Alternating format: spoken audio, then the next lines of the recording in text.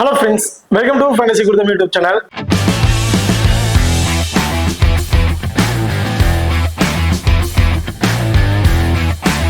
நீங்க நம்ம சேனலை சப்ஸ்கிரைப் பண்ணீங்க மறக்காம சப்ஸ்கிரைப் பண்ணிக்கங்க. இப்படி பக்கத்துல பெல் ஐகான் கிளிக் பண்ணா கொடுங்க, நாங்க போடக்கூடிய வீடியோக்கள் எல்லாமே உடனுக்குடன் பாருங்க.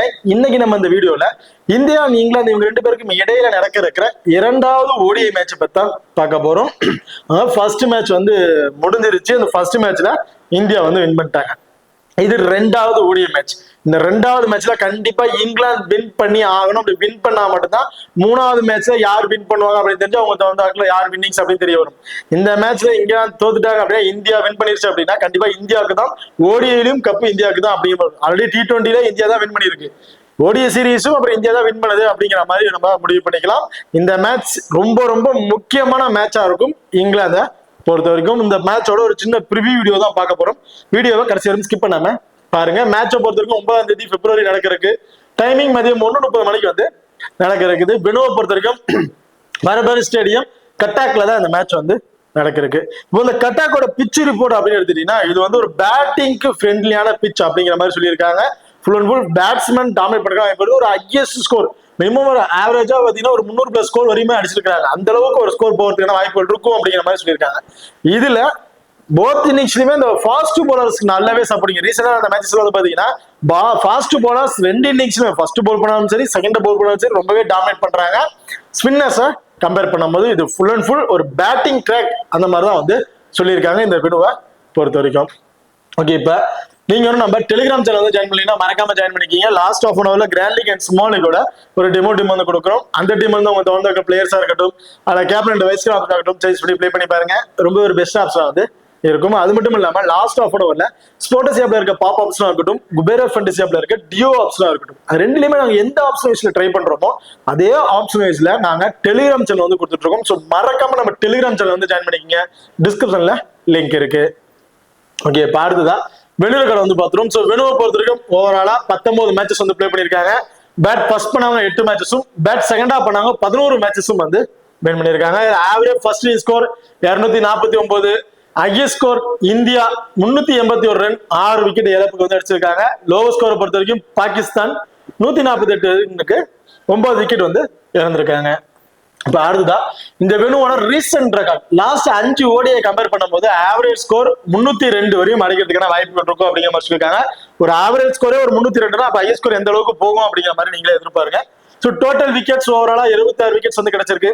Fast bowlers 58 wicket, spinner 18 wicket அப்படிங்கிற மாதிரி இருக்காங்க. கிட்டத்தட்ட ஸ்பின்னர்ஸ் கம்பேர் பண்ணும் ஃபாஸ்ட் பவுலர் 3 மடங்கு அதிகமான விக்கெட்ஸ் தான் வந்து எடுத்திருக்காங்க லாஸ்ட் வந்து 5 ஓடியை கம்பேர் பண்ணும்போது. அடுத்த ஹெட்வெட் ரெக்கார்ட் வந்து பாத்துரும். ஸோ ஹெட்வெட் பொறுத்த வரைக்கும் ஓவரால 8 மேட்சஸ் வந்து பிளே பண்ணிருக்காங்க. அதுல இந்தியா வின் பண்ண 6 மேட்சஸும், இங்கிலாந்து வந்து 2 மேட்ச் தான் வந்து வின் பண்ணிருக்காங்க ஓடிஐ பொறுத்த வரைக்கும். இப்ப அடுத்ததா இந்த வெனுல ஓவரால இன்டர்நேஷனல் மேட்சஸ் அப்படின்னு பாத்தீங்கன்னா கிட்டத்தட்ட ஒரு 4 மேட்சஸ் வந்து பிளே பண்ணிருக்காங்க. அது இன்டர்நேஷனல் ஓடிஐ மேட்சஸ். இந்த ஓடிஐ மேட்சஸ்ல என்ன மாதிரி ஸ்கோர்ஸ் வந்து பாத்தீங்கன்னா 2029 நவம்பர் 2011 வந்து பாத்தீங்கன்னா வெஸ்ட் இண்டீஸ் இந்தியா இவங்க 2 பேரும் வந்து பிளே பண்ணிருக்காங்க. அதுல வெஸ்ட் இண்டியன்ஸ் 211 ரன் அடிச்சு 9 விக்கெட்டுமே இழந்துட்டாங்க. அது இந்தியா வந்து பாத்தீங்கன்னா 213 ரன் அடிச்சு வந்து 9 விக்கெட்ஸுமே வந்து இழந்திருக்காங்க. இதுல ஃபாஸ்ட் பவுலர்ஸ் ஃபர்ஸ்ட் பவுல் பண்ணும்போது 5 விக்கெட், ஸ்பின்னர் ஃபர்ஸ்ட் பவுல் பண்ணும்போது 3 விக்கெட் அப்படிங்கிற மாதிரி கிடைச்சிருக்கு. செகண்டா பவுல் பண்ணும்போது ஃபுல் அண்ட் ஃபுல் ஃபாஸ்ட் பவுலர்ஸ்க்கு தான் விக்கெட்ஸ் வந்து கிடைச்சிருக்கு. ஸ்பின்னர்ஸ்க்கு பெருசா விக்கெட் வந்து கிடைக்கல. அதே செகண்ட் மேட்ச் அப்படின்னு எடுத்துக்கிட்டீங்கன்னா 2ஆம் தேதி நவம்பர் வந்து நடந்துச்சு. 2014 வந்து செகண்ட் மேட்ச் வந்து நடந்துருச்சு. அப்போ இந்தியா ஃபர்ஸ்ட் பேட் பண்ணி 363 ரன் வந்து அடிச்சிருக்காங்க. 5 விக்கெட் தான் மட்டும் இழந்திருக்காங்க. அது ஸ்ரீலங்கா 194 ரன்லயே வந்து ஆல் அவுட் வந்து ஆயிட்டாங்க. இதுல ஃபாஸ்ட் பவுலர்ஸை பொறுத்த வரைக்கும் ஃபர்ஸ்ட் பவுல் பண்ணும்போது 4 விக்கெட்டும், செகண்டா பவுல் பண்ணும்போது 6 விக்கெட் அப்படிங்கிற மாதிரி எடுத்திருக்காங்க. ஸ்பின்னர் ஃபர்ஸ்ட் பவுல் பண்ணும்போது 1 விக்கெட், செகண்டா பவுல் பண்ணும்போது 4 விக்கெட் அப்படிங்கிற மாதிரி எடுத்திருக்காங்க. மூணாவது மேட்சஸ் 2017 வந்து நடந்திருக்கு. அதுல இந்தியா ஃபர்ஸ்ட் பேட் பண்ணி 381 ரன் அப்படிங்கிற மாதிரி அடிச்சிருக்காங்க. 6 விக்கெட் வந்து இழந்து. அது இங்கிலாந்து வந்து பாத்தீங்கன்னா 366 ரன்னுக்கே அவங்கள 8 விக்கெட் வந்து ஓவர்ஸ் வந்து முடிஞ்சிருச்சு. இதுலயும் ஃபாஸ்ட் பவுலர்ஸ் ஃபர்ஸ்ட் பவுல் பண்ணும்போது 6 விக்கெட், செகண்டா பவுல் பண்ணும்போது 3 விக்கெட் அப்படிங்கிற மாதிரி எடுத்திருக்காங்க. ஸ்பின்னர் ஃபர்ஸ்ட் பவுல் பண்ணும்போது விக்கெட் கிடைக்கல, செகண்டா பவுல் பண்ணும்போது 4 விக்கெட்ஸ் அப்படிங்கிற மாதிரி கிடைச்சிருக்கு. அதே அடுத்ததா 4வது மேட்சை பொறுத்து 2019 வந்து நடந்திருக்கு. அதுல வெஸ்ட் இண்டியன்ஸ் ஃபர்ஸ்ட் பேட் பண்ணது 315 ரன் வந்து அடிச்சிருக்காங்க. 5 விக்கெட் வந்து இழப்புல. அதுல இந்தியா 316 ரன் அடிச்சு மேட்சை வின் பண்ணிட்டாங்க. அவங்க வந்து 6 விக்கெட்ஸ் வந்து இழந்திருக்காங்க. இதுல ஃபாஸ்ட் பவுலர் ஃபர்ஸ்ட் பவுல் பண்ணும்போது 4 விக்கெட், செகண்டா பவுல் பண்ணும்போது 6 விக்கெட் அப்படிங்கிற மாதிரி கிடைச்சிருக்கு. ஸ்பின்னர் ஃபர்ஸ்ட் பவுல் பண்ணும்போது மட்டும் தான் கிடைச்சிருக்கு, செகண்டா பவுல் பண்ணும்போது விக்கெட்ஸ் வந்து அவங்களுக்கு கிடைக்கல. இப்போ இந்த 4 மேட்சஸ் நீங்க பார்க்கும் போதே தெரிஞ்சிருக்கும், போத் இன்னிங்ஸ்லயுமே ஃபாஸ்ட் பவுலர்ஸ் அதிகமான விக்கெட்ஸ் எடுக்கிறாங்க. ஃபர்ஸ்ட் விக்கெட் எடுக்கிறதோட செகண்டா பவுல் பண்ணும்போது ஃபாஸ்ட் பவுலர்ஸ்க்கு அதிகமான விக்கெட்ஸ் வந்து கிடைச்சிருக்கு. ஃபர்ஸ்ட் பவுல் பண்ணும்போது 4 விக்கெட்னா செகண்டா பவுல் பண்ணும்போது 6 விக்கெட், ஃபர்ஸ்ட் பவுல் பண்ணும்போது 5 விக்கெட்னா செகண்டா பவுல் பண்ணும்போது 8 விக்கெட். ஸோ இந்த மாதிரி காம்பினேஷன்ல ஃபாஸ்ட் பவுலர்ஸ்க்கு விக்கெட் கிடைச்சிருக்கு. பட் ஸ்பின்னரை பொறுத்த வரைக்கும் மேட்சுக்கு ஒரு விக்கெட் 2 விக்கெட் போத் சேர்த்து 3 விக்கெட் இந்த மாதிரி தான் வந்து எடுத்துட்டு இருக்காங்க ரீசெண்ட் ரெக்கார்ட் சைஸ்ல பார்க்கும்போது. ஓகே, இப்போ அடுத்ததான் நீங்களும் நம்ம XL11 ஆப் வந்து இன்ஸ்டால் பண்ணிக்கலாம். மறக்காம இன்ஸ்டால் பண்ணிக்க. டிஸ்கிரிப்ஷன்ல லிங்க் இருக்கு. Invite code FGT. இந்த ஆப்பை பொறுத்த வரைக்கும் ஸ்மால் கான்டெஸ்ட்ல ப்ளே பண்ண நினைக்கிறவங்களுக்கு ரொம்ப ரொம்ப பெஸ்ட் ஆப்ஷனா வந்திருக்கும். மற்ற ஆப்பை நம்ம XL11 ஆப்பை கம்பேர் பண்ணி பார்த்தா உங்களுக்கே தெரிஞ்சிருக்கும் நிறைய மணி டிஃபரன்ஸ் சைஸ்ல வர வாய்ப்புகள் இருக்குன்னு. ஸோ அந்த டிஃபரன்ஸ் சைஸ்ல வர மணியை வச்சு நீங்க இன்னும் 1 or 2 கான்டெஸ்ட் கூட எக்ஸ்ட்ரா வந்து ப்ளே பண்ணலாம். அது மட்டும் இல்லாம நம்ம XL11 ஆப்ல இன்டர்நேஷனல் மேட்சஸ்க்குலாம் வந்து ஃப்ரீ கிவ்வேஸ் கொடுக்குறாங்க. இந்தியா இங்கிலாந்து மேட்சஸ்க்கு ஃப்ரீ கிவ்வேஸ் வந்து கொடுத்துட்டு இருக்காங்க. மினி கிராண்ட் லீக் 1 லட்ச ரூபா 1.5 லட்ச ரூபா மாதிரி மினி கிராண்ட் லீக்ஸ் வந்து கொடுத்துட்டு இருக்காங்க. அது மட்டும் இல்லாம நம்ம XL11 ஆப்ல வித்ட்ரா பண்ற மணிக்கு TDS பிடிப்பது கிடையாது, டெபாசிட் பண்ற மணிக்கு GST பிடிப்பது கிடையாது, 24/7 கஸ்டமர் சர்வீஸ் ஆப்ஷன் கொடுத்துட்டு இருக்காங்க. அண்ட் உடனடி மணி வித்ட்ரால் ஆப்ஷன்ஸ்லயும் இந்த ஆப் வந்து ரன் ஆயிட்டு இருக்கு. ஸோ மறக்காம நம்ம XL11 ஆப்பை இன்ஸ்டால் பண்ணி ட்ரை பண்ணி பாருங்க. டிஸ்கிரிப்ஷன்ல லிங்க் இருக்கு. Invite code FGT. ஓகே, இப்போ அடுத்ததா 2 டீமுக்கு ப்ராப்பர் லெவன்ஸ்ல யார் யார் இருக்கா அப்படிங்கிற டீட்டெயில் வந்து பார்த்துரும். ஸோ இந்தியாவை பொறுத்த வரைக்கும் ரோஹித் சர்மா, ஜெய்ஸ்வால் இவங்க 2 பேரும் இன்னிங்ஸ் வந்து ஓபன் பண்ண போறாங்க. So last match Virat Kohli injury அப்படின்னால வெளியே உட்கார்ந்து இருந்தாரு. இந்த மேட்ச் இன்ஜுரி கிளியர் ஆயிடுச்சு, ப்ளே பண்றாரு அப்படின்னா ஜெய்ஸ்வாலுக்கு பாரு அதுல விராட் கோலி வந்து ப்ளே பண்ணுவாரு. சுமன் கில் வந்து பாத்தீங்கன்னா ஓபன் பண்ணுவாரு. அண்ட் விராட் கோலி வந்து 1 down இறங்கிறதுக்கான வாய்ப்பு இருக்கும். அப்படி விராட் கோலி வரல அப்படின்னா இதே லைனப்ஸ்ல தான் வந்து ப்ளே பண்ணுவாங்க. அதாவது சுமன் கில், ஸ்ரேயஸ் ஐயர், அக்சர் பட்டேல், KL ராகுல், ஹர்திக் பாண்டியா, ரவீந்திர ஜடேஜா, முகமது சமி, ஹர்ஷித் ராணா, குல்தீப் யாதவ். ஸோ இதுதான் இந்தியா டீமோட ஒரு ப்ராப்பர் லெவன்ஸா வந்து இருக்கு. அடுத்ததான் இங்கிலாந்து டீம். ஸோ இங்கிலாந்து டீமை பொறுத்த வரைக்கும் பிளிப்சால், பென் டக்கட் இவங்க 2 பேரும் வந்து இன்னிங்ஸ் வந்து ஓபன் பண்ண போறாங்க. ஸோ பிளிப்சால் தான் இந்த டீமோட விக்கெட் கீப்பிங் ஆப்ஷன் வந்து பண்றாரு. And Joe Root, Harry Brook, Jos Buttler, Jacob Bethell, Liam Livingstone, Brendan Carse, Jofra Archer, Adil Rashid and Mahmood. So இதுதான் இங்கிலாந்து டீமோட ஒரு ப்ராப்பர் லெவன்ஸா வந்து இருக்கு. இப்போ 2 டீம் இருக்க பிளேயர் சைஸ்ல யார் யாருக்கு என்னென்ன ஆப்ஷன்ஸ்ல இருக்கு அப்படிங்கிறத டீட்டெயில் வந்து பார்த்துருவோம். ஃபர்ஸ்ட் இந்தியாவை பொறுத்த வரைக்கும் ரோஹித் சர்மா, ஜெய்ஸ்வால் 2 பேருமே இன்னிங்ஸ் வந்து ஓபன் பண்ண போறாங்க. இதுல இன்கேஸ் ஜெய்ஸ்வால் வரல, விராட் கோலி தான் வராரு அப்படின்னா ரோஹித் சர்மாவும் சுமன் கில்லும் இன்னிங்ஸ் வந்து ஓபன் பண்ண போறாங்க. அப்படி இருக்க பட்சத்துல ரோஹித் சர்மாவோட ஃபார்ம் வைஸ் அப்படின்னு பார்க்கும்போது ரொம்ப ரொம்ப ஒஸ்டான ஃபார்ம்ல தான் இருக்காரு. ரீசனா நடந்த எல்லா மேட்சஸ்லயுமே 10 ரன் 15 ரன் அதிகபட்சம் ஒரு 25+ ரன் அப்படிங்கிற மாதிரி அடிச்சிருக்கிறாரு. இப்ப ரீசனா நடந்த ஒரு 6-7 மேட்சஸ் நீங்க பார்த்தாவே தெரிஞ்சிருக்கும், எதுலையுமே அந்த அளவுக்கு பெர்ஃபார்மன்ஸ் இல்ல. டக்கு டக்கு டக்குன்னு விக்கெட் இழந்துகிட்டே இருக்காரு. இவரோட இருக்க ஒரு விஷயம் என்னன்னு பாத்தீங்கன்னா, இந்த ஃபாஸ்ட் பவுலர்ஸ் நல்லா அந்த பவுன்சர் போட பவுலர்ஸ் கொஞ்சம் ஸ்ட்ரகிள் ஆகிறாங்க சொல்லணும். லாஸ்ட் மேட்ச் பார்த்தீங்கன்னா தெரிஞ்சிருக்கும், தேவையில்ல அந்த ஒரு ஷார்ட் மாதிரி தெரியல, அவரு ஏதோ ஒரு மாதிரி பேட் பண்ணாரு, அது வந்து கேச்சஸ் வந்து போயிடுச்சு. அந்த மாதிரி தான் ஒரு தவறான ஷாட் வந்து அடிச்சு அவர் ஏர்லயே வந்து விக்கெட் வந்து இழந்துறாரு. கொஞ்சம் ஸ்டேபிளா நின்றுட்டாரு அப்படின்னா கண்டிப்பா ஒரு 80-90+ ரன் கூட அடிக்கடி வாய்ப்பு இருக்கு. அவர் அந்த தவறான ஷாட்டை அடிக்கடி வந்து பிளே பண்ணி கொஞ்சம் ஏர்லியாவே விக்கெட்டை வந்து இழந்துறாரு. ஸோ இந்த மேட்ச் என்னைய பொறுத்தவரைக்கும் ரோஹித் சர்மா இருந்து ஆவரேஜா ஒரு 25+ ஸ்கோர் இந்த மாதிரி வந்தா எதிர்பார்க்க முடியும் ரோஹித் சர்மாவை பொறுத்த வரைக்கும். ஜெய்ஸ்வால் இந்த மேட்ச் ஜெய்ஸ்வால் பிளே பண்ணார் அப்படின்னா கண்டிப்பா ஜெய்ஸ்வால் இருந்து நம்ம ஒரு 45 ஒரு 50+ ஸ்கோர் அப்படிங்கிறது தாராளமா எதிர்பார்க்கலாம். ஒரு சிங்கமா ஒன் சைடு நின்றுட்டு அவரோட ஸ்கோர்ஸை வந்து அவர் பாட்டு எடுத்துக்கிட்டே இருப்பாரு. அடிச்சு 6 பவுண்டரின்னு அவர் பாட்டு அடிச்சு ஸ்கோர்ஸ் எடுத்துட்டு போய்கிட்டே இருப்பாரு. இன்கேஸ் ஜெய்ஸ்வால் இல்ல அப்படின்னா விராட் கோலி தான் அவர் போல வருவாரு. பட் விராட் கோலி, ரோஹித் சர்மா 2 பேரோட ஃபார்ம் சேம் தான். பெருசா சொல்லிக்கிற மாதிரி எதுல இப்ப ரீசெண்டா மேட்சஸ்ல எல்லாத்துலயுமே அந்த அளவுக்கு சொல்லிக்கிற மாதிரி அவங்க ஃபார்ம் வைஸ்ல இல்ல. எல்லா மேட்ச்லயுமே 10 ரன் 15 ரன் இதுக்குள்ளார டக்கு டக்கு டக்குன்னு விக்கெட் இழந்துடுறாங்க. இன்கேஸ் ஜெய்ஸ்வால் உள்ள இருந்தாரா ஆவரேஜா அவருக்கு ஒரு 45-50 ஸ்கோர் அப்படிங்கிற தாராளமா வந்து எதிர்பார்க்கலாம். ஜெய்ஸ்வால் இல்ல அப்படின்னா விராட் கோலி வராரு அப்படின்னா விராட் கோலி இருந்து நம்ம ஒரு ஆவரேஜா ஒரு 25 ஒரு 30+ ஃபேண்டசி பாயிண்ட் இந்த மாதிரி தான் வந்து எதிர்பார்க்க முடியும். சுமன் கில் சுமன் கில் லாஸ்ட் மேட்ச் அவர் பிளே பண்ணதை பார்த்ததே தெரிஞ்சிருக்கும். பெரிய ஷாட் அவர் வந்து அதிகமா ட்ரை பண்ணவே இல்லை. 6 அடிக்கணும் அப்படின்னு எதிர்பார்க்கவே இல்லை. வர்ற பால அந்த வர்ற வேகத்துக்கு தகுந்த வாக்குல நான் பேட்டை வைக்கிறேன், அது பவுண்டரிஸ் போட்டும் சிங்கிள்ஸ் இந்த மாதிரி நான் ட்ரீட் பண்ணி ஸ்கோரை கொண்டு போறேன்ட்டு ஒரு சூப்பரான டெக்னிக்ல அப்படியே வந்து பிளே பண்ணிட்டு இருக்காரு. லாஸ்ட் மேட்ச் அதிகமான 6 அவர் ட்ரீட் பண்ணவே கிடையாது. ஃபுல்லா பவுண்டரிஸ் நீ வர்ற வேகத்தை தெரிஞ்சுக்கிறாரா, வேகத்துக்கு தகுந்தாக்குள்ள ஒரு பேட்ஸ் நல்லா இது பண்ணி பவுண்டரிஸ் இந்த மாதிரி ட்ரீட் பண்ணிட்டு இருக்காரு. லாஸ்ட் மேட்ச் அவர் 100 போட வேண்டியது கொஞ்சம் மிஸ் ஆன் ஷாட், கடைசி நேரத்துல அவசரப்பட்டு அந்த 6 அடிக்க போய் அவுட் ஆயிட்டு போயிட்டாரு. ஸோ சுமன் கில் ஸ்டார்டிங்ல ஒரு விக்கெட்ஸ் கிடைச்சிருந்துச்சு, அது மிஸ் ஆயிருச்சு. அதுல கிடைச்சிருந்தா கண்டிப்பா ஒரு கம்மியான ரன்ல அவுட் ஆயிருப்பாரு. கிடைக்காத அவருக்கு ஒரு வாய்ப்பு கிடைச்சு அந்த வாய்ப்பை பயன்படுத்திக்கிட்டு அவர் வந்து 80-85 ஸ்கோருக்கு மேல அடிச்சிட்டாரு. இந்த மேட்ச் சுமன் கில் இருந்து நம்ம டாப் ஆர்டர்ல இயர்லவே விக்கெட் இழந்துட்டாங்க. அப்படி ரோஹித் சர்மா, ஜெய்ஸ்வால் 2 பேரும் யாராச்சும் ஒருத்தர் பவர் பிளேயரே வந்து விக்கெட்ஸ் வந்து இழந்துட்டாங்க, ஒரு 4 ஓவருக்குள்ள விக்கெட் போயிருச்சு அப்படின்னா அந்த இடத்துல சுமன் கில் ஒரு ஒன் சைடா நின்றுவாரு. ஒன் சைடா நின்று வர்றவங்களும் ஆட விடுங்க, நான் கொஞ்சம் கொஞ்சமா ஸ்கோர்ஸை கொண்டு போறேன் அப்படின்ட்டு ஒரு ஒன் சைடா நின்றுட்டு மினிமம் ஒரு 35 இருந்து ஒரு 40+ ஸ்கோர் அப்படிங்கிறது ஆவரேஜா வந்து அடிச்சிருவாரு. ஸோ கண்டிப்பா ஃபர்ஸ்ட் பேட் பண்றாரு அப்படின்னா சுமன் கில் ரொம்ப ரொம்ப பெஸ்டான பிளேயரா வந்து இருப்பாரு. செகண்டா பேட் பண்ணும்போது ஒரு 50 டாப்ஸ் வந்து ட்ரை பண்ணி பாருங்க. ஸ்ரேயஸ் ஐயர் லாஸ்ட் மேட்ச் ரொம்ப சூப்பரா பெர்ஃபார்மன்ஸ் பண்ணியிருந்தாரு. வெறும் ஃபர்ஸ்ட் பால் வந்து அக்ரெசிவா ஆட ஆரம்பிச்சிட்டாரு. வெறும் ஃபர்ஸ்ட் பால் வந்து அடிச்சு 6 பவுண்டரிஸ் இந்த மாதிரி ட்ரீட் பண்ண ஆரம்பிச்சிட்டாரு.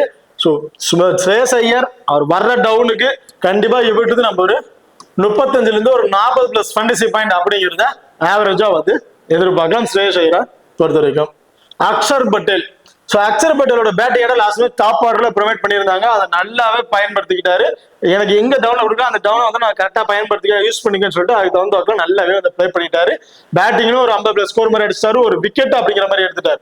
ரொம்ப சூப்பரான பர்ஃபார்மன்ஸ் வந்து பண்ணியிருந்தாரு. ஸோ இந்த பவுலிங் ஆப்ஷன்ல வந்து பாத்தீங்கன்னா குல்தீப் யாதவ் அவரோட 10 ஓவர் பவுல் பண்ணிடுவாரு, அஷித் ராணா அவரோட 10 ஓவர் பவுல் பண்ணிடுவாங்க, ரவீந்திர ஜடேஜா அவரோட 10 ஓவர்ஸ் வந்து பவுல் பண்ணிடுவாரு. இதுல சமியை பொறுத்த வரைக்கும் மினிமம் ஒரு 6ல இருந்து ஒரு 7 ஓவர் இந்த மாதிரி பவுல் பண்றதுக்கான வாய்ப்புகள் இருக்கு. பேலன்ஸ் இருக்க ஓவர அக்ஷர் பட்டேல், ஹர்திக் பாண்டியா, சமி, இந்த 3 ஓவர் ஜடேஜா, அஷித் ராணா, குல்தீப் யாதவ் இவங்க 3 பேருமே 10 ஓவர் வந்து பவுல் பண்ணிடுவாங்க. முகமது சமி, ஹர்திக் பாண்டியா அண்ட் அக்ஷர் பட்டேல் இவங்க பேலன்ஸ் இருக்க ஓவர்ஸ் வந்து ஷேர் பண்ணிக்கிறதுக்கான வாய்ப்புகள் இருக்கு. இந்த வெனுல ஃபாஸ்ட் பவுலர்ஸ்க்கு நல்லாவே சப்போர்ட்டிங் இருக்கு. அப்படிங்கிற பட்சத்துல முகமது சமி இன்ஜுரி ஆயிட்டு வந்தனால பெருசா அவருக்கு ப்ரெஷர் வந்து கொடுக்க மாட்டாங்க, ஒரு கம்மியான இந்த ஓவருக்கு போட்டாவே போதும் அப்படிங்கிற மாதிரி தான் ட்ரை பண்ணுவாங்க. ஸோ அப்படிங்கிற மினிமம் ஒரு 8 ஓவர் வரைக்கும் அவர் போறதுக்கான வாய்ப்பு இருக்கும். 10 ஓவருமே கம்ப்ளீட் பண்ணுவாருங்கிறது பெரிய கொஸ்டின் மார்க். ஸோ கண்டிப்பா நேபத்துக்கு 10 ஓவர் கம்ப்ளீட் பண்ண மாட்டாரு, மினிமம் ஒரு 7ல இருந்து ஒரு 8 ஓவர் இந்த மாதிரி வந்து பவுல் பண்ணிடுவாரு.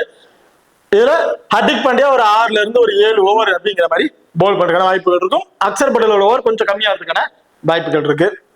இந்த மேட்சை பொறுத்த வரைக்கும் அக்ஷர் பட்டேல் மினிமம் ஒரு 5 இருந்து ஒரு 6 ஓவர் அப்படிங்கிற மாதிரி நம்ம எதிர்பார்க்கலாம். அப்படி பவுல் பண்ற பட்சத்துல ஃபர்ஸ்ட் பவுல் பண்றாரா அப்படின்னா அக்ஷர் பட்டேல் இருந்து நம்ம 1 விக்கெட், செகண்டா பவுல் பண்ணும்போது அன்எக்ஸ்பெக்டட் 2 விக்கெட் கூட விட்டது நம்ம எதிர்பார்க்கலாம். அக்ஷர் பட்டேல் நல்ல ஒரு ஸ்விங்ல நல்லா பவுல் பண்ணிட்டு இருக்காரு, 1 விக்கெட் அப்படிங்கிற மாதிரி விட்டு நம்ம எதிர்பார்க்கலாம். 1 விக்கெட்டுக்கு போது ஒரு 25+ ஃபேண்டசி பாயிண்ட், டாப் ஆர்டர்ல பேட்டிங் ஆர்டர் வந்துடுறாரு. இந்த வெனுவுல ஆவரேஜா 8 விக்கெட் 9 விக்கெட் வரைக்கும் போயிருக்கு. இருந்தாலும் இந்தியா அவங்க பிளே பண்ண மேட்சஸ் எல்லாத்துலயுமே ஒரு ஹையஸ்ட் ஸ்கோர், ஹியூஜ் ஸ்கோர் தான் கொண்டு போயிருக்காங்க. ஸோ அப்படி இருக்க பட்சத்தில் அக்ஷர் பட்டேல் அவர்கிட்ட இந்த மேட்ச் ஒரு 40+ ஃபேண்டசி பாயிண்ட் அப்படிங்கிறது பேட்டிங் ஆர்டர்ல இருந்து எதிர்பார்க்கலாம். ஒரு 20ல இருந்து ஒரு 25+ ஸ்கோர் அடிச்சிட்டாவே போதும், அவர் 6 பவுண்டரி ட்ரீட் பண்ணலாம் வச்சு அப்படியே டபுள் ஆகிறதுக்கான வாய்ப்புகள் இருக்கு. ஓரளவு ஒரு 40-45+ ஃபேண்டசி பாயிண்ட் அப்படிங்கிறது கிடைச்சிரும். பவுலிங்ல 1 விக்கெட் அப்படிங்கும் போது ஓவராலா இவட்டு நம்ம ஒரு 65ல இருந்து ஒரு 70+ ஃபேண்டசி பாயிண்ட் அப்படிங்கிறத எதிர்பார்க்கலாம். அக்ஷர் பட்டேலை பொறுத்த வரைக்கும் இந்த மேட்சஸ் கேஎல் ராகுல் டீமோட விக்கெட் கீப்பிங் ஆப்ஷன் இவர் தான் வந்து பண்றாரு. லாஸ்ட் மேட்ச் வந்து கொஞ்சம் இயர்லியாவே வந்து விக்கெட்ஸை வந்து இழந்துட்டாருன்னு சொல்லணும். அந்த எல்பிடபிள்யூ சப்திங் விக்கெட் இழந்துட்டாரு, ஸ்பின்னர்ட்ட கொஞ்சம் டபுள் ஸ்ட்ரகிள் ஆயிட்டாரு. இந்த மேட்ச் கேஎல் ராகுலோட டவுன் கொஞ்சம் பின்தங்கி தான் இருக்கு. மோஸ்ட் ப்ராபபிலி இருக்க ஃபார்ம் வைஸ்ல பார்க்கும்போது டாப்பா இருக்கவங்க கடைசி வரைக்கும் மேட்சஸ் ப்ளே பண்ணிட்டாங்க அப்படின்னாலும் கேஎல் ராகுல் பெருசா பேட்டிங் கிடைக்காது. ஃபர்ஸ்ட் பேட் பண்றாங்க அப்படின்னா கேஎல் ராகுலுக்கு ஒரு இம்பார்ட்டன்ட் கொடுத்துக்கங்க.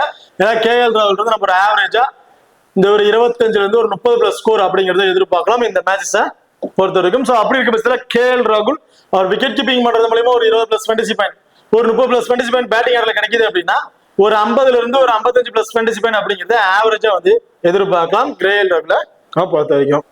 அதுதான் ஹர்திக் பாண்டியா மினிமம் ஒரு 7 ஓவர், 6ல இருந்து ஒரு 7 ஓவர் அப்படிங்கிறத பவுல் பண்றாரு. இந்த வெனு ஃபாஸ்ட் பவுலர்ஸுக்கு கொஞ்சம் நல்ல சப்போர்ட்டிங் தான் வந்து கொடுக்குது. ஃபர்ஸ்ட் பவுல் பண்ணும்போது 6 விக்கெட் எடுக்கிறாங்கன்னா செகண்டா பவுல் பண்ணும்போது 10 விக்கெட் அப்படிங்கிறது ஃபுல் அண்ட் ஃபுல் அந்த ஃபாஸ்ட் பவுலர்ஸ் அந்த மாதிரி டாமினேட் பண்ணிடுறாங்க. ஃபர்ஸ்ட் பவுல் பண்ணும்போது 4 விக்கெட், செகண்டா பவுல் பண்ணும்போது 6 விக்கெட், ஃபர்ஸ்ட் பவுல் பண்ணும்போது 6 விக்கெட் எடுத்தாங்க, செகண்டா பவுல் 9 விக்கெட். ஸோ அந்த அளவுக்கு நல்லாவே வெனு வந்து ஃபாஸ்ட் பவுலர்ஸுக்கு சப்போர்ட்டிங் இருக்கு. ஸோ அப்படி இருக்க ஹர்திக் பாண்டியா பொறுத்த வரைக்கும் என்னை பொறுத்த வரைக்கும் 1 விக்கெட், அன்எக்ஸ்பெக்டடான 2 விக்கெட் அப்படிங்கிற மாதிரி எதிர்பார்க்கலாம் ஹர்திக் பாண்டியா நம்ம விக்கெட்ஸ். ஸோ ஒரு விக்கெட் எடுக்கிறாரு அப்படின்னா ஒரு கேச்சஸ் பிடிக்க வாய்ப்புள்ள போதுல தான் வந்து ஃபீல்டிங் பொசிஷன் இருக்கும். ஸோ அப்படி இருக்கும்போது 1 or 2 கேச்சஸ் பிடிக்க வாய்ப்புகள் இருக்கும். ஒரு 2 கேச்சஸ் பிடிக்கிறாரு அப்படின்னா 16 பிளஸ் ஃபேண்டசி பாயிண்ட், டீம்ல இருக்கக்கூடிய ஒரு 4 ஓவரால ஒரு 20 பிளஸ் ஃபேண்டசி பாயிண்ட் கேச்சஸ் மூலமாவே ஹட்டிக் பண்ணியாவே கிடைக்க வாய்ப்புகள் இருக்கு. 7 ஓவர் பவுல் பண்றாரு, ஒரு ஓவர் மெயின்டைன் பண்றாரு அப்படின்னா ஓடிஐ பொறுத்த வரைக்கும் 3 பால் டாட் பண்ணிட்டாங்க அப்படின்னா அதுக்கு ஒரு ஃபேண்டசி பாயிண்ட் அப்படிங்கிறது கிடைக்கும். மினிமம் ஒரு 10 பால் டாட் பண்றாரு அப்படின்னு வச்சுக்கிட்டீங்கன்னா ஒரு 3 பாயிண்ட்ஸ் 4 ஃபேண்டசி பாயிண்ட் வந்து அதுல எக்ஸ்ட்ரா கிடைக்க வாய்ப்புகள் இருக்கு. ஸோ இவர் பேட்டிங் ஆடுற வரதுக்கு முன்னாடியே ஓவரால விட்டு நம்ம ஒரு 25 பிளஸ் ஃபேண்டசி பாயிண்ட் அப்படிங்கிறது நமக்கு கிடைச்சிருக்கு. பேட்டிங்ல இவர் வர்ற டவுனுக்கு எல்லா பாலுமே அடிச்சு ஆடணும் அப்படின்னு பார்ப்பாங்க. சிங்கிள்ஸ் கண்டிப்பா ரைட் பண்ண மாட்டாரு, எல்லா பாலுமே அடிச்சு தான் ஆடணும். ஸோ அந்த டவுன்ல தான் அவர் வந்து இருக்காரு. அப்படி இருக்க பட்சத்துல கடைசி ஒரு 10 பால் வந்து பிடிக்கிறாரு அப்படின்னா ஒரு 15ல இருந்து ஒரு 20 பிளஸ் ஸ்கோர் வந்து அவர்கிட்ட நம்ம எதிர்பார்க்கலாம். ஒரு 30 பிளஸ் ஃபேண்டசி பாயிண்ட் ஓவரால ஒரு 55ல இருந்து ஒரு 60 பிளஸ் ஃபேண்டசி பாயிண்ட் அப்படிங்கிறத அடிக் பண்ணிட்டு நம்ம எதிர்பார்க்கலாம் இந்த மேட்சஸை பொறுத்த வரைக்கும். ரவீந்திர ஜடேஜா லாஸ்ட் மேட்ச் வேற ட்ரீம் டீமோட கேப்டனே சொல்லலாம். 3 விக்கெட்ஸ் எடுத்திருந்தாரு. 3 விக்கெட்டுமே ஒரு விக்கெட் ஸ்டெம்பிட்டு 2 விக்கெட் எல்பிடபிள்யூ எடுத்திருந்தாரு. அண்ட் பேட்டிங்ல வந்து ஒரு 10 பிளஸ் ரன் அப்படிங்கறத அடிச்சுட்டு போயிட்டாரு. ஸோ லாஸ்ட் மேட்ச் ட்ரீம் டீமோட கேப்டனே நம்ம ரவீந்திர ஜடேஜா அப்படிங்கிறத சொல்லலாம். இந்த மேட்ச் அதே விக்கெட்ஸ் கிடைக்குமாங்கிறது பெரிய கொஸ்டின் மார்க். என்னைய பொறுத்த வரைக்கும் இந்த மேட்ச் ஒரு விக்கெட் அப்படிங்கிறது தான் ரவீந்திர ஜடேஜா நம்ம எதிர்பார்க்க முடியும். ஸோ ஆப்பரன் டீம்ல ஸ்பின்னர்கிட்ட கொஞ்சம் ஸ்ட்ரகிள் ஆக பிளேயர்ஸ் இருக்கிறாங்க. இருந்தாலும் இந்த வேணும் ஸ்பின்னர்ஸ்க்கு பெரிய சப்போர்ட்டிங் இல்லை. ஸோ ஆப்பரன்ட்ல வந்து பார்த்தீங்கன்னா ஸ்பின்னர்ட்ட வந்து பார்த்தீங்கன்னா ஹாரி ப்ரோக்லாம் வந்து ஸ்பின்னர்ட்ட வந்து கொஞ்சம் ரொம்ப ஸ்ட்ரகிளராக தான் சொல்லுவோம். அந்த குவாலிட்டியான ஸ்பின்னர்ட்ட ரொம்பவே ஸ்ட்ரகிள் ஆகிறாரு. ஸோ அப்படி இருக்க பட்சத்தில் ரவீந்திர ஜடேஜா நம்ம ஒரு விக்கெட் அப்படிங்கிறத எதிர்பார்க்கலாம். ஒரு 25 ஓவரால் அந்த எல்பிடபிள்யூ எடுக்கிறாரு அப்படின்னா டீம்ல இருக்க பாயிண்ட்ஸ் வந்து மெயின்டைன் போடுறாரு. இதெல்லாம் சேர்த்து ஒரு 45 பிளஸ் ஃபேண்டசி பாயிண்ட் வந்து ஒரு 50 பிளஸ் ஃபேண்டசி பாயிண்ட் அப்படின்னு கிடைக்கிறதுக்கான வாய்ப்புகள் தான் இருக்குமே வெளியே. இந்த தடவை இதோட கேப்டன் அண்ட் வைஸ் கேப்டனுக்கு சுட்டுப்பா இருப்பாங்கிறது பெரிய டவுட் தான். கிராண்ட் லீக்ல ட்ரை பண்றாங்க மேடம், அவருக்கு அந்த ஆப்ஷன் கொடுத்து இப்போ அடுத்தது பார்த்தீங்கன்னா முகமது சமி.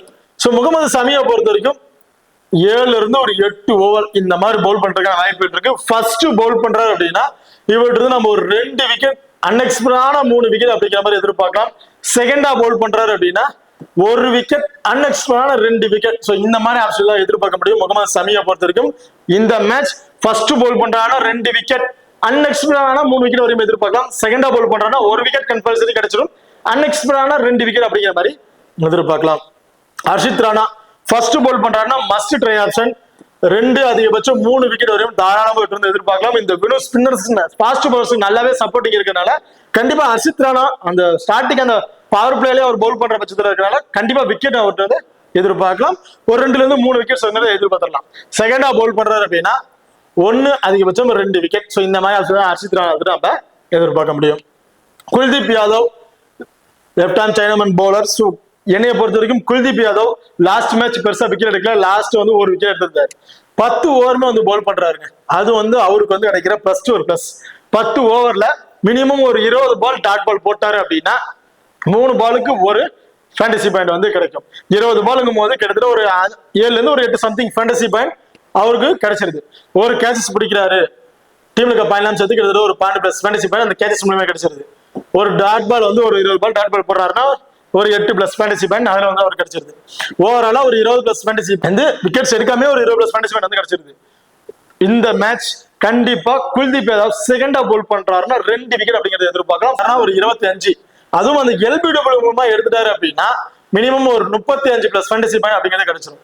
ஓவராலா இவர்கிட்ட வந்து நம்ம ஒரு 55 பிளஸ் ஃபேண்டசி பாயிண்ட் அப்படிங்கறத எதிர்பார்க்கலாம். இந்த டீமை பொறுத்த வரைக்கும் ரோஹித் சர்மா அவரோட ஃபார்ம் வைஸ் கொஞ்சம் போரா தான் இருக்கு. பட் ஸ்மால் லீக்ல ட்ரை பண்றவங்க எல்லாருமே ரோஹித் சர்மா வந்து ட்ரை பண்றாங்க. நீங்களும் ட்ரை பண்ணா தரமா ட்ரை பண்ணி பார்க்கலாம். இல்லைன்னா கிராண்ட் லீக்கு கண்டிப்பா ஒரு சுட்டமா பிளேயரா, ஸ்மால் லீக்கு என்னை பொறுத்தவரைக்கும் சேஃபான பிளேயரா வந்து இருக்க மாட்டாரு. அவரேஜா அப்படியே ஒரு பேட்டிங் அடிச்சாலும் மினிமம் ஒரு 30 பிளஸ் ஸ்கோர் அந்த மாதிரி தான் வந்து எதிர்பார்க்க முடியும். ஜெய்ஸ்வால் இந்த மேட்ச் பிளே பண்ணாரு அப்படின்னா கண்டிப்பா ஜெய்ஸ்வால் இந்த மேட்சுக்கு ஸ்மால் லீக்கு சேஃபான பிளேயரா வந்து இருப்பாரு. சுமன் கில் ஃபர்ஸ்ட் பேட் பண்ற மாதிரி தான் ஒரு ரிப்பேர் கொடுத்துருங்க. ஸ்ரேயஸ் ஐயர் செகண்டா பேட் பண்ணும் போது இவருக்கு வந்து ஒரு ரிப்பேர் கொடுத்துருங்க. அக்ஷர் பட்டேல் மினிமம் 6ல இருந்து 7 ஓவர் வரைக்கும் பவுல் பண்றாரு. ஸோ அப்படி இருக்க பட்சத்தில் போத் இன்னிங்ஸ்லயும் ஒரு இம்பார்ட்டன்ட் பிளேயரா கூட இருப்பாரு.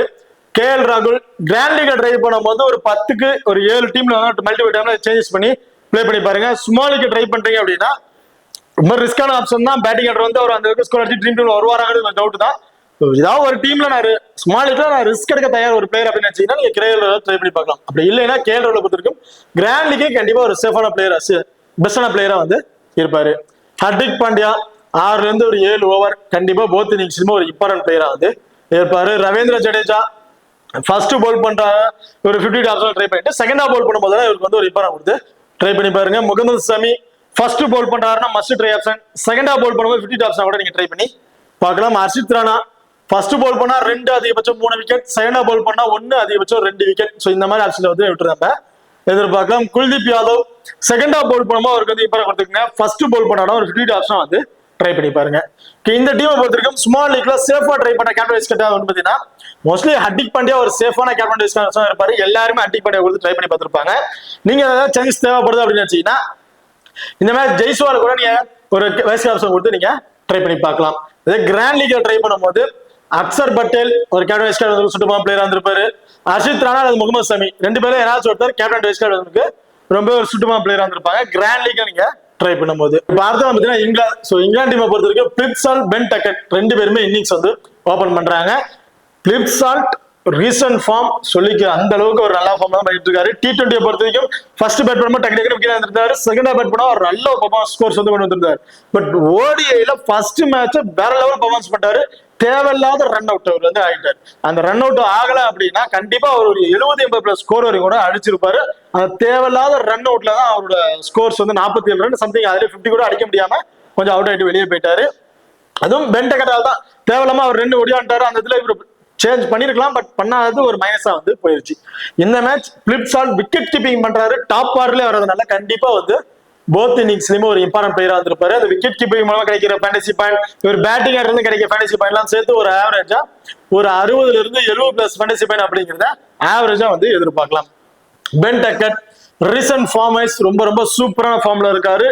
இதுல வந்து பிபிஎல் மேட்சா இருக்கட்டும், T20 match, ODI match, T20 match எல்லாத்துலயுமே அவரோட பர்ஃபார்மன்ஸ் சூப்பரான பர்ஃபார்மன்ஸ் தான் இருக்காரு. ரீசன்ட் ரெக்கார்டும் நல்ல ஒரு ரெக்கார்ட்ல தான் வந்திருக்கு. ஸோ இந்த மேட்ச் கண்டிப்பா லாஸ்ட் மேட்ச் ஒரு 30+ சம்திங்ல விக்கெட் இறந்துட்டாரு. இந்த மேட்ச் விட்டு நம்ம ஒரு 45ல இருந்து ஒரு 50+ ஸ்கோர் அப்படிங்கறத எதிர்பார்க்கலாம். ஃபர்ஸ்ட் பேட் பண்ற மாதிரி இருந்துச்சு அப்படின்னா பென் டக்கட் ரொம்ப ரொம்ப இம்பார்ட்டன்ட் பிளேயரா வந்து இருப்பாரு. செகண்டா பேட் பண்ணும்போது நீங்க ஒரு 50 ஆப்ஷன் கூட ட்ரை பண்ணி பாருங்க. ஜோ ரூட் லாஸ்ட் மேட்ச் கொஞ்சம் அவசரப்பட்டு இந்த விக்கெட்டை இழந்துட்டாரு அப்படிங்கிற மாதிரி தான் சொல்லலாம். அவர் நின்று இருந்தாரு அப்படின்னா கண்டிப்பா அவரோட ஃபார்ம் வைஸுக்கு அவரோட ஸ்கோர்ஸ் வேற எங்கேயோ போயிருக்கும். ஸ்மால் லீக்ல ட்ரை பண்றவங்க 90% இவரை தான் கேப்டன்ஷிப்பாகவே கொடுத்திருந்தாங்க. ஸோ அந்த அளவுக்கு ஒரு ஒர்த்தமான பிளேயர், ஃபார்ம் வைஸ்ல சூப்பரான பிளேயர் தான் இருந்திருக்காரு. இந்த மேட்ச் கண்டிப்பா ஜே ரூட் லாஸ்ட் அவர் லாஸ் ஆன மேட்சுக்கு இந்த மேட்சை வந்து அந்த லாஸ் வந்து ரெக்கவர் பண்ணிடுறதா சொல்லலாம். கண்டிப்பா ஒரு என்னைய பொறுத்த வரைக்கும் ஒரு 50ல இருந்து ஒரு 55+ ஃபேண்டசி பாயிண்ட் அப்படிங்கிறது ஒரு ஆவரேஜாவே கிடைக்கிறதுக்கான வாய்ப்புகள் இருக்கு. ஸோ அதுக்கு மேலேயும் அடிக்கிறதா ஒரு வாய்ப்புள்ள ஒரு பிளேயரா வந்து இருப்பாரு ஜே ரூட்டை பொறுத்துக்கும். ஜே ரூட் ஃபர்ஸ்ட் பேட் பண்றாருன்னு ஒரு ரிப்பர் வந்து கொடுத்து ட்ரை பண்ணிக்கிங்க. Harry Brook. ஸோ ஹாரி ப்ரூக்கோட ஃபார்மேஷன் பார்த்தீங்கன்னா டெஸ்ட் மேட்ச் அதிகமாக வந்து பிளே பண்ணிட்டு இருக்காரு. டெஸ்ட் மேட்ச்ல ரொம்ப சூப்பராக வந்து பர்ஃபார்மன்ஸ் பண்ணியிருக்காரு. ODI மேட்ச் பிளே பண்ண வரைக்கும் அவரோட ஆவரேஜ் வந்து பார்த்தீங்கன்னா ஒரு 35ங்கிறது ஒரு ஆவரேஜ் ஸ்கோரா வந்து இருக்கு. ஹாரி ப்ரூக்கை பொறுத்த வரைக்கும் ஃபாஸ்ட் போலர்ஸும் கொஞ்சம் நல்லாவே பிளே பண்ணிடுறாரு. பட் ஸ்பின்னர்ஸும் கொஞ்சம் வீக்கா இருக்காரு. நல்ல ஒரு குவாலிட்டியான ஸ்பின்னர் யூனிட்ல வந்து கண்டிப்பா விக்கெட்ஸ் வந்து இழந்துறாரு. ஸோ லாஸ்ட் மேட்ச் ஒரு LBW மூலமா கண்டிப்பா ஜடேஜா வந்து விக்கெட் வந்து இழந்திருந்தாரு. இந்த மேட்ச் ஒரு வர்ற டவுனுக்கு கண்டிப்பா ஸ்பின்னர்ஸ் பவுல் பண்ண ஆரம்பிச்சிருவாங்க. ஸோ அப்படி இருக்க பட்சத்துல ஹாரி ப்ரூக் கிட்ட நம்ம ஒரு 25 ஸ்கோர் இந்த மாதிரி தான் வந்து எதிர்பார்க்கலாம். ஸோ கிராண்ட் லீக்ல வேணா இவர் வந்து ட்ரை பண்ணி பாருங்க. ஸ்மால் லீக்கு வந்து சேஃபான பிளேயரா இருக்க மாட்டாரு. ஜாஸ் பட்லர் ஃபர்ஸ்ட் பேட் பண்றாருன்னா மஸ்ட் ட்ரை ஆப்ஷன் வந்து இருப்பாரு. இவர் பேட்டிங்ல இருந்து ஆவரேஜா ஒரு 45ல இருந்து ஒரு 50+ ஸ்கோர் அப்படிங்கிறத எதிர்பார்க்கலாம். அதே செகண்டா பேட் பண்றாரு அப்படின்னா ஒரு 20ல இருந்து ஒரு 25+ ஃபேண்டசி பாயிண்ட்லயே விக்கெட் இழக்கிறதுக்கான வாய்ப்புகள் இருக்கு. ஜாஸ் பட்லரை பொறுத்த வரைக்கும் அவரோட ரெக்கார்டு வைஸா இருக்கட்டும், இந்த பெருல பிளே பண்ண ரெக்கார்ட்ஸ் எல்லாமே சூப்பரா இருக்கு. பட் அவர் ஃபர்ஸ்ட் பேட் பண்றாருன்னா அவருக்கு இம்பார்ட்டன்ட் கொடுத்துருங்க. செகண்டா பேட் பண்ணா 50 ஆப்ஷன் வந்து ட்ரை பண்ணி பாருங்க. ஜாக்கப் பெத்தல் பவுலிங் ஆப்ஷன் வந்து அவர் கொடுத்துட்றாங்க. மஹ்மூத், ஆதில் ரஷீத், ஜாஃபா ஆர்ச்சர், பெயன் கிராஸ், லியான் லிவிங்ஸ்டன் 5 மெயின் பவுலர்ஸ் வந்திருக்காங்க. இதுல ஜாக்கப் பெத்தல் மினிமம் 3ல இருந்து ஒரு 5 ஓவர் அப்படிங்கிற மாதிரி பவுல் பண்றாரு.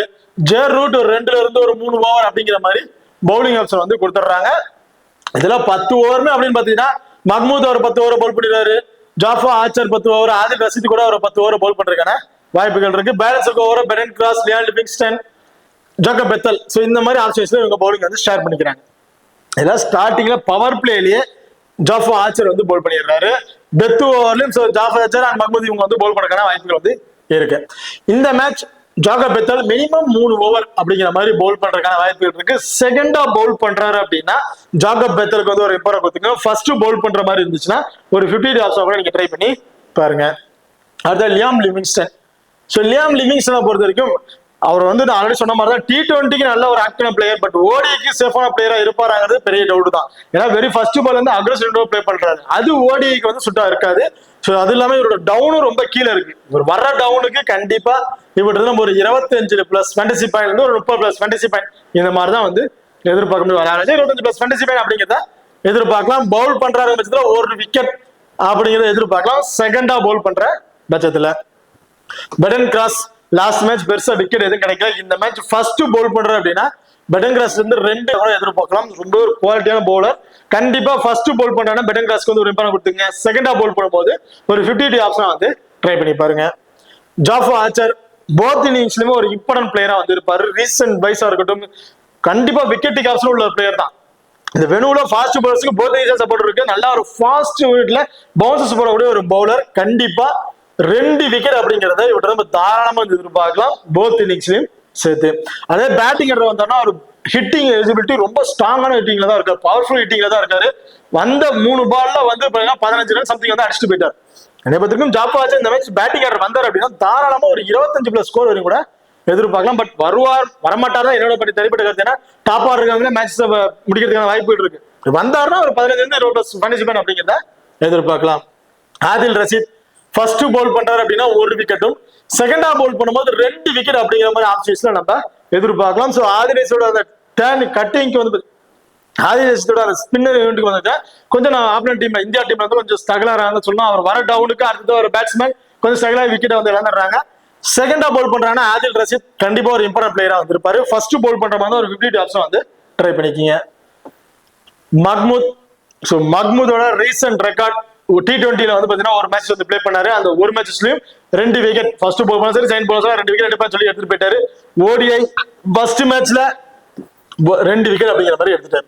இந்த மேட்ச் இவரோட ரெக்கார்ட் சைஸ்ல பார்க்கும்போது விளையாண்ட எல்லா மேட்ச் ரீசெண்டா ஒரு 10 மேட்ச் ரெக்கார்ட் எடுத்தீங்கன்னா மேட்சுக்கு 3 விக்கெட், குறைஞ்சபட்சம் 2 விக்கெட், அதிகபட்சம் 5 விக்கெட் வரைக்கும் கூட எடுத்திருக்காரு. ஒரு விக்கெட் அப்படிங்கிற மாதிரி அதிகமாவே இல்ல. ஏதாச்சும் ஒரு மேட்ச்ல ஒரு விக்கெட் எடுத்துட்டு பாரு. எல்லா மேட்ச்லயுமே 2, 3, 4 அந்த மாதிரி ஸ்பெல்ஸ் எல்லாம் அந்த விக்கெட்ஸ் வந்து எடுத்துட்டு இருக்காரு. இந்த மேட்ச் மஹ்மூத் போத் இன்னிங்ஸ்லயுமே இம்பார்ட்டன்ட் பிளேயரா வந்திருப்பாரு. 2 விக்கெட்ங்கிறது அதிகபட்சம் 3 விக்கெட் கூட எடுக்கிறதுக்கான வாய்ப்புகள் இருக்கு. இந்த டீமை பொறுத்தவரைக்கும் சுமார் ட்ரை பண்ண captain and vice captain option அப்படின்னு பாத்தீங்கன்னா ஸோ பிளிப்சால்ட் கூட நீங்க ஒரு வைஸ் கேப்டன் ஆப்ஷன் கொடுத்து ட்ரை பண்ணி பார்க்கலாம். அந்த மேட்சஸை பொறுத்த வரைக்கும் இதுல கிராண்ட் லீக்ல நீங்க ட்ரை பண்றீங்க அப்படிங்கும் போது ஜெரூட் சுமாலிக்கு அவர் வந்து ஒரு கேப்டன் அண்ட் வைஸ் கேப்டனுக்கு ரொம்ப சுத்தமா பிளேயரா இருப்பாரு. கிட்டத்தட்ட 80% வரையும் இவர் வந்து கேப்டன் கொடுத்து ட்ரை பண்ணுவாங்க. சுமாலிக்கு ட்ரை பண்ணும்போது சுமாலிக்கு ட்ரை பண்ணா சேஃபா போனாங்க. இந்த ஆப்ஷன்ஸ் நீங்க ட்ரை பண்ணிக்கங்க. அது ரிஸ்கா நான் கிராண்ட் லீக் ட்ரை பண்றேன் அப்படிங்கிற பட்சத்துல ஜாஃபா ஆர்ச்சர் ஃபர்ஸ்ட் பவுல் பண்றாருன்னா கேப்டன் வைஸ் கேப்டன் கொடுத்து ட்ரை பண்ணி பார்க்கலாம். மஹ்மூதுக்கு ஒரு கேப்டன் வைஸ் கேப்டன் கொடுத்து நீங்க இந்த மேட்ச் ட்ரை பண்ணி பார்க்கலாம். இதுல டாப் ஆர்டர்ல யாராச்சும் ஒரு பிளேயருக்கு நான் கொடுத்து பார்க்க முடிச்சுன்னா கிராண்ட் லீக்ல ரிஸ்கா ட்ரை பண்ணும்போது ஜாஸ் பட்லர் கூட ஒரு கேப்டன் வைஸ் கேப்டனுக்கு ரொம்பவே ஒரு சூட்டமான பிளேயரா வந்து இருப்பாரு. ஓகே, இப்போ இந்த வீடியோ வந்து உங்களுக்கு பிடிச்சிருக்கும் நம்புறேன். இந்த வீடியோ பிடிச்சிருந்துச்சுன்னா மறக்காம லைக் பண்ணுங்க அண்ட் ஷேர் பண்ணுங்க, சப்ஸ்கிரைப் பண்ணுங்க.